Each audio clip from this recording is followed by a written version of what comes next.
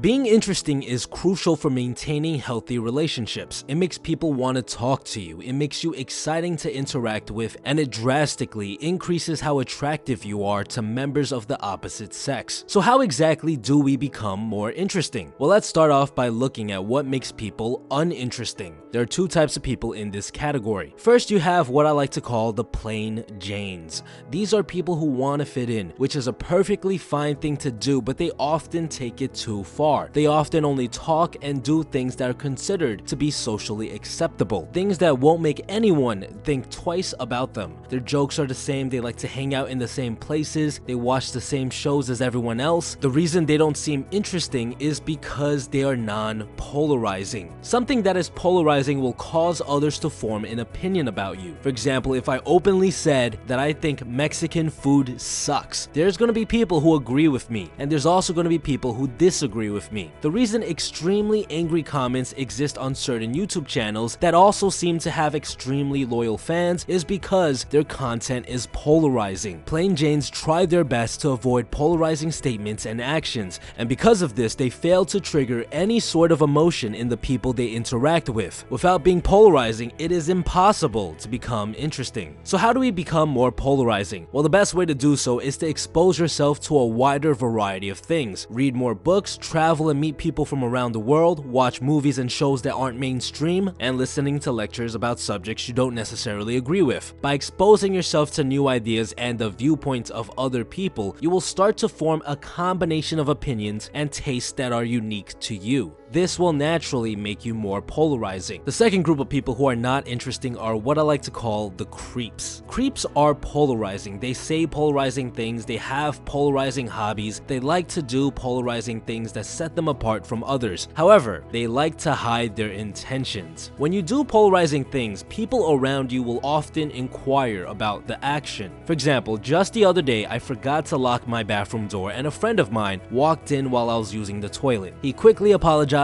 looked away, and left. The thing is, when I use the toilet, I squat on top of the toilet instead of sitting on the bowl like most people do. This in itself is a very polarizing action. So of course, afterwards, my friend inquired about what I was doing in the bathroom. If a creep was caught in this situation, they would most likely try to hide the fact that they were doing something weird in the first place. They'd say something along the lines of, "What? I wasn't doing anything," or angrily say, "You know, you should honestly knock before you open a closed door." When you prevent a full dialogue about your polarizing action, people will automatically assume there's a bad reason why you're hiding this information. This is a human response. The unknown is scary. This is why we have an innate fear of the dark and of deep, murky water. This bad feeling is what makes you seem creepy. Becoming more honest is something that some people struggle with, and I think what helps is the internalization of the following concept. The key thing to remember about lying is that the more you lie, the easier it is for others to find inconsistencies in your stories or actions. Think of it like the Hydra from the Hercules movie. For every lie you create, for every head of the Hydra you cut off, 3 more inconsistencies are born. 3 more heads pop up in its place. So it's not hard for the average person to spot some inconsistencies in your stories after just 2 to 3 lies. And once they do, all the trust you've built with them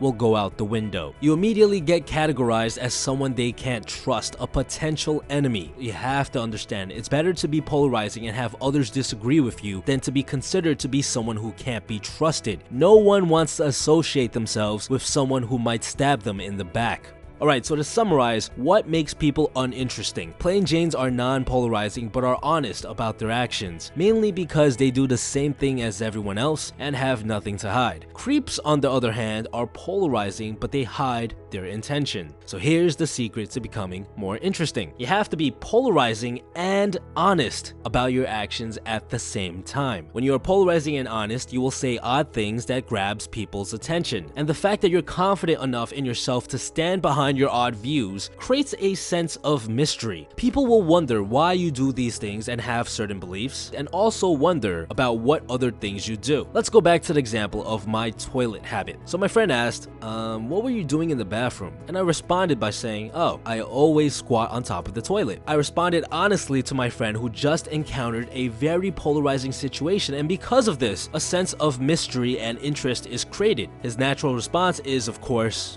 wait, why?